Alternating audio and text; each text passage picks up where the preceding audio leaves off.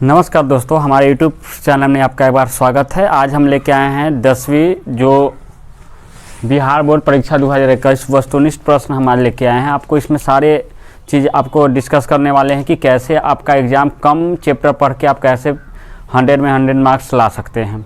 तो सबसे पहले आगे बढ़ने से पहले हम आपको सबसे पहले इस बार जो सिलेबस में चेंज हुई है, बिहार सरकार ने जो चेंजिंग किया है उसके बारे में हम बता देते हैं। तो आपको हम बता दें कि बिहार सरकार ने क्या किया है कि और जो बोर्ड है उन्होंने क्या कहा कि भाई हम अपना सिलेबस चेंज करेंगे, यानी कि सिलेबस छोटा कर देंगे। तो इस पे बिहार बोर्ड का कोई भी प्रक्रिया नहीं थी, लेकिन अचानक बिहार बोर्ड में कहा कि हम कोई भी सिलेबस कम नहीं करेंगे बल्कि उसको बढ़ा के 200% का कर देंगे। पहले हमसे पूछा जाता था 130% का, अब यह बढ़कर हो गया है 200%। यानी कि इसमें बढ़ोतरी क्या किया गया है, खासकर आपको मैथमेटिक्स का यहाँ पर हम बात ले लें तो मैथ में आपके पहले जो 30 क्वेश्चन पूछे जाते थे ऑब्जेक्टिव, 30 में से 30 आपको बनाने थे, अब कर दिए हैं 100, और 100 में से आपको कितने बनाने हैं, मात्र 50 नंबर बनाने हैं। यानी कि 100 कर दिए हैं और 100 में से आपको 50 बनाने हैं। पहले 50 में 50 बनाने थे, अब 100 में 50 कर दिया। यानी कि 100 को आपको क्वेश्चन दिया जाएगा। कितने क्वेश्चन दिए जाएंगे, 100 क्वेश्चन दिए जाएंगे। देखिए बहुत इंपॉर्टेंट है, इसको समझना बेहद ज़रूरी है। सबसे पहले आपको 100 क्वेश्चन मिलेंगे। 100 क्वेश्चन में से किसी 100 का जब क्वेश्चन में से आप 50 का जवाब दे सकते हैं। तो यहाँ पे पूरा जो बुक है उसमें से हमारा 100 क्वेश्चन आएगा, पूरे जो चैप्टर है उसमें से 100 आएंगे, लेकिन हमको देना कितना है, 50 को का। चाहे वह हम ये जो चैप्टर का नाम लिखे इसी सब में से हम क्यों ना दे दे।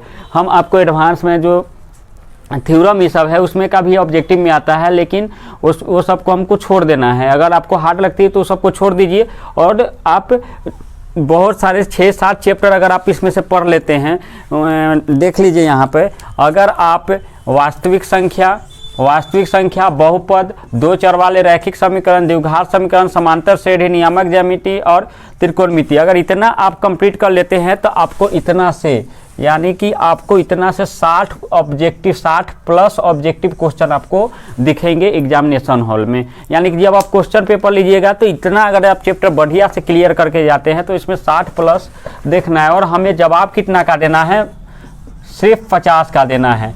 तो हम यहाँ से भी क्या कर सकते हैं, क्लियर कर सकते हैं। 2-3 चैप्टर हम इसलिए बढ़ा दिए क्योंकि इसमें से जो ऑब्जेक्टिव है वह बेहद इजी आते हैं, और प्रायिकता का भी ऑब्जेक्टिव जो है वह बहुत इजी आते हैं, यानी कि बहुत आसान आते हैं। इसलिए मान लीजिए कि इसमें से अगर 5 ऑब्जेक्टिव आपसे नहीं बनते हैं, फिर भी आपका 10 एक्स्ट्रा है। अगर मान लीजिए कि इसमें से अगर 15 नहीं बनते हैं, 60 में से अगर 15 नहीं बनते हैं तो 45 नंबर आता है, और 5 नंबर जो है वह वृत्त का क्षेत्रफल से बना लीजिए, या ठोस आकृति का क्षेत्रफल, या आयतन का जो सूत्र है उसको आप याद कर लीजिए, और उस वहाँ से आपको क्वेश्चन आ जाएंगे। और 9वां नंबर में जो संख्यांकी है, इससे भी आप क्या कर सकते हैं, बना सकते हैं। और प्रायिकता का इजी क्वेश्चन आता है, इससे आप जरूर पढ़ लें। तो यहाँ पे हम इसी सब चीज़ों के बारे में डिस्कस करेंगे। तो सबसे पहले हम वास्तविक संख्या, बहुपद, दो चर वाले रैखिक समीकरण युग्म, द्विघात समीकरण, समांतर श्रेणी, यह 5 चैप्टर को हम लेके चलेंगे। सबसे पहले हम यही 5 चैप्टर को क्या करेंगे, लेकर चलेंगे, और 5 चैप्टर का ऑब्जेक्टिव देखेंगे, क्योंकि आपको 50 नंबर आने चाहिए। ये नहीं कि आपको 100 में 80 आपको बनने चाहिए। ऐसा एग्जाम जो सरकार ने नियम निकाला है वो आपको नहीं कहती है कि 100 में आप 80 बना के 50 को कलर कीजिए, है ना। आपको 50 ऐसे को सिलेक्ट करना है जो आपको बढ़िया से बन सके, चाहे वह 50 आपका इसी 5 चैप्टर में से आ जाए, या इसी 7 चैप्टर में से आ जाए, इसी 10 चैप्टर में से आ जाए। इसके बाद का जो चैप्टर है वो हमें पढ़ने की ज़रूरत नहीं है।